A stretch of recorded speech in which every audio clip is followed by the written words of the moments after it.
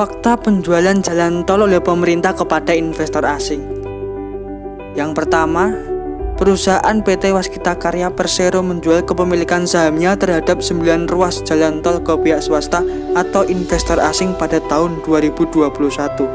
Nah, di sini pemerintah tidak terlibat dalam divestasi tersebut karena merupakan aksi korporasi dari pihak perusahaan Waskita Karya. Artinya, perusahaan Waskita Karya melakukan pengelolaan aset dengan menjualnya ke pihak-pihak swasta ataupun ke investor asing, sehingga investor asing dapat menanamkan modal, prasarana, infrastruktur untuk meningkatkan pertumbuhan pembangunan jalan tol, serta ekonomi dari investor asing itu dapat terbantu, sehingga saling menguntungkan kedua belah pihak.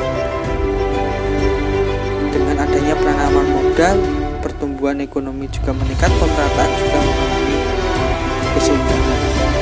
Tujuan dari jalan tol itu yaitu untuk menjadikan distribusi dari titik satu ke titik yang lain, ke daerah satu ke daerah yang lain. Misalnya eksportor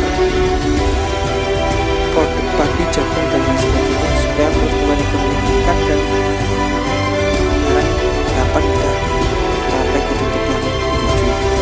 Kedua, perusahaan Waskita mengalami kesulitan likuiditas yang menyebabkan menjual 9 ruas jalan tol tersebut. Artinya, likuiditas kemampuan suatu perusahaan dalam memenuhi kewajiban jangka pendek yang dimilikinya pada saat jatuh tempo. Di sini perusahaan harus wajib membayar utang dengan harta lancarnya. Artinya, perusahaan Waskita mengalami kesulitan anggaran atau dana, harus membayar utangnya ke pihak-pihak penanam modal dari dalam negeri maupun pihak utang dari pihak-pihak swasta maupun luar negeri. Selain itu, yang dilakukan oleh perusahaan Waskita Karya melakukan divestasi, yaitu pengurangan beberapa aset baik dalam bentuk finansial, barang maupun tanah dan jalan. Artinya di sini kebalikan dari investasi pada aset. Direktur Jenderal Bina Marga Kementerian PUPR Hendy Radian mengatakan Waskita menjual kepemilikan saham di 9 ruas tersebut karena kesulitan likuiditas. Masalah divestasi ini sebenarnya bukan full menjadi masalah.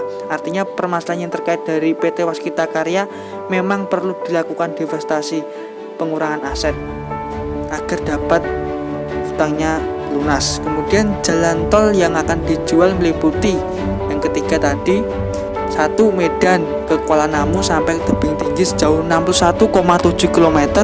Kedua, Kuala Tanjung sampai tebing tinggi, kemudian ke Perapat lagi sepanjang 143,25 km. Ketiga, Cibitung sampai Cilinci sepanjang 34 km.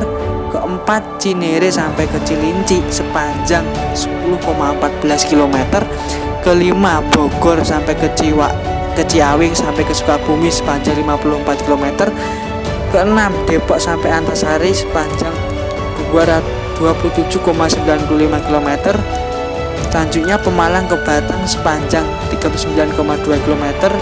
Kemudian Batang ke Semarang sepanjang 75 km. Yang selanjutnya di sini dari Krian kemudian ke Legundi, selanjutnya ke Bunder, kemudian lagi ke Mayar sepanjang 38,29 km. Keuntungan negara dari penjualan jalan tol itu sendiri yaitu mendapat keuntungan finansial dari penjualan tersebut yang dipergunakan untuk membangun infrastruktur yang lain yang belum ada di Indonesia. Kedua, mempercepat laju pertumbuhan ekonomi dalam negeri meningkat, kemudian membuka akses transportasi dan mempercepat arus barang. Yang ketiga, diharapkan mendapatkan dana segar untuk menutup hutang perusahaan yang sebenarnya pemerintah bukan menjual aset secara keseluruhan melainkan menjual konsesinya.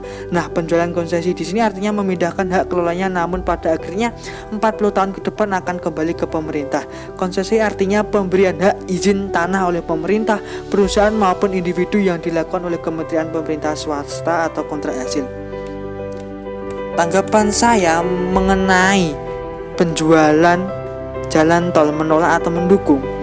Saya mendukung terkait penjualan tol karena pihak Waskita selaku pengelola infrastruktur tersebut bertujuan dapat membayarkan hutang namun tidak menyerahkan hak kepemilikan aset totalnya ke investor swasta, melainkan pengelolaannya saja dijual belikan. Keuntungan yang didapat agar menjadi sumber modal atau dana segar untuk pembangunan infrastruktur lainnya yang belum memadai, supaya kita dapat bersaing dengan negara-negara lain agar dapat mengejar ketertinggalan. Tujuannya juga meningkatkan distribusi barang dan jasa, pertumbuhan ekonomi, meningkatkan pemerataan hasil pembangunan dan keadilan. Sekian, terima kasih videonya, semoga dapat